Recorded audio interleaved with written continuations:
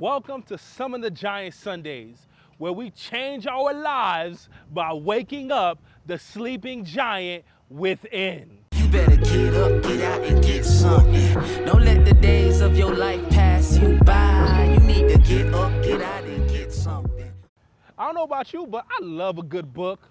I love a good movie, right? And you know, there's certain things that a good book, a good movie has.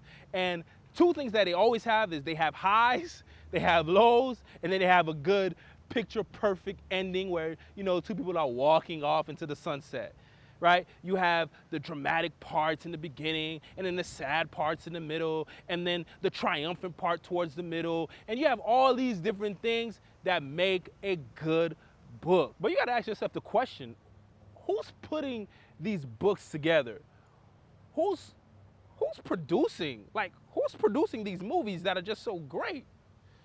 It's the author. The author is in control of the plot. But I really need you guys to catch that. The author is the one who is in complete control of the plot. He dictates what the characters do, what they don't do, where they go, how they speak, how they react, how they move. The author is in control. And some of you out there, you're just a mere character in your story. You're a mere character in the plot. And the thing that's so crazy is that you should be the author because it's your life. But you allow situations, you allow people to tick you off, you allow all these different things to happen to place yourself in the role of a character. What do I mean by that? Look, it's simple. If you're reacting to a situation, you've become the character in your story. You're not the author of your story. What the author does, the author dictates the plot. You need to start dictating the plot in your story. You need to start doing that. When you can be the author of your story, when you can be the producer of your life's movie, then when bad things happen, when unforeseen situations occur, they don't faze you. They may knock you down a little bit, but they don't completely control what you do and how you move forward from there. So after you done heard everything I said, right?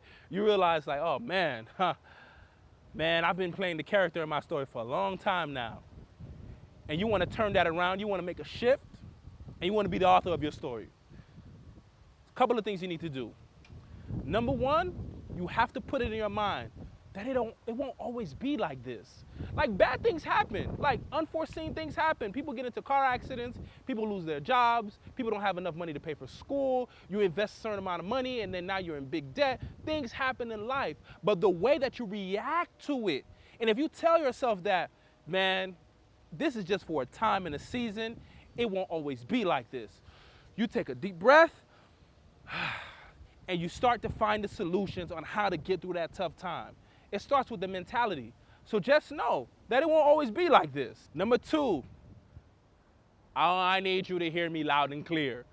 Stay out of your feelings.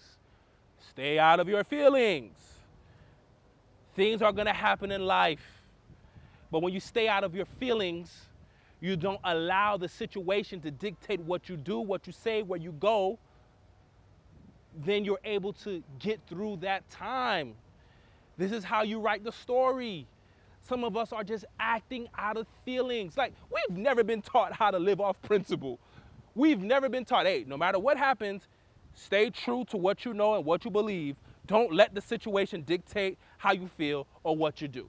Look, feelings is very simple. Like, you're gonna feel sad, you're gonna feel happy, you're gonna feel upset, you're gonna feel depressed sometimes. Feelings are like clouds. What they do is they pass, right? The storm cloud passes eventually. It doesn't rain forever. So just allow your feelings to pass. Stay out of your feelings. Number three, create a book of gratitude.